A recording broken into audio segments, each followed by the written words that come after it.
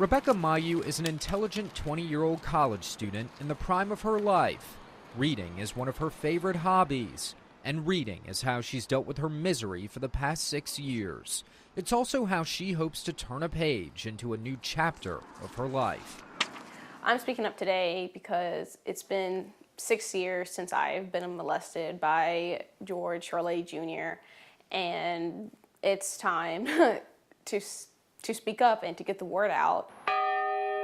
It all began in 2008 when Rebecca met George Charlet Jr. at church.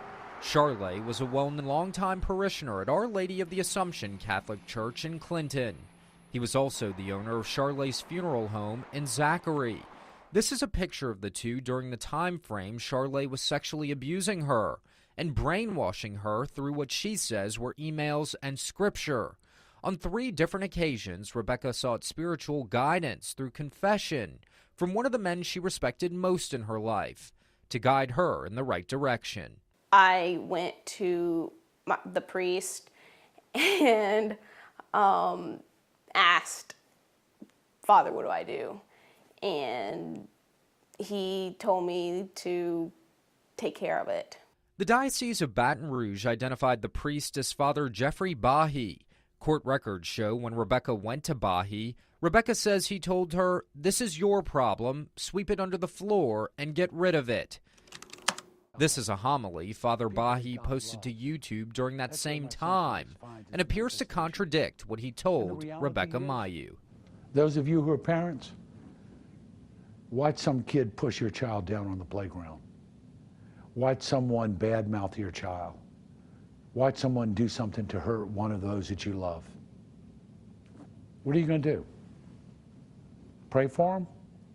If you go to them and say, "Excuse me, I think we need to talk," and they tell you, "Don't worry about it. I knelt by my bed last night. I told God I was sorry. Everything is fine." Is that good enough for you? Wouldn't be good enough for me.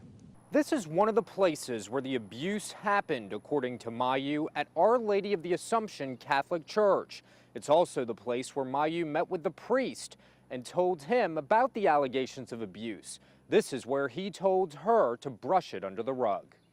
Rebecca claims when Father Bahi was alerted of the sexual abuse, he did nothing and did not report it to the victim's parents or authorities.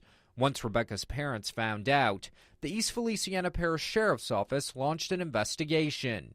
But in a surprise twist, Charlet died unexpectedly from a massive heart attack, and the criminal case was dropped. Our paramount concern is the safety of the child. Brian Abels is Rebecca's attorney. He claims his client went to the priest, not trying to confess her sins, but looking for guidance. Abels believes the priest had a mandatory duty under the state's children's code to report the crimes he knew were taking place.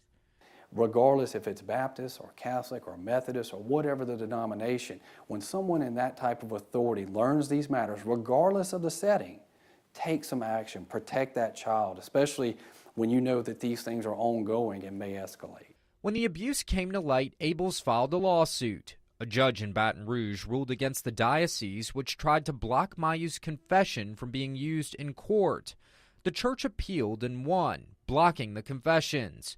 But the state's highest court disagreed, and the church lost its fight again. Now the court ruled Rebecca's confession to the priest can be used if she testifies what she told him.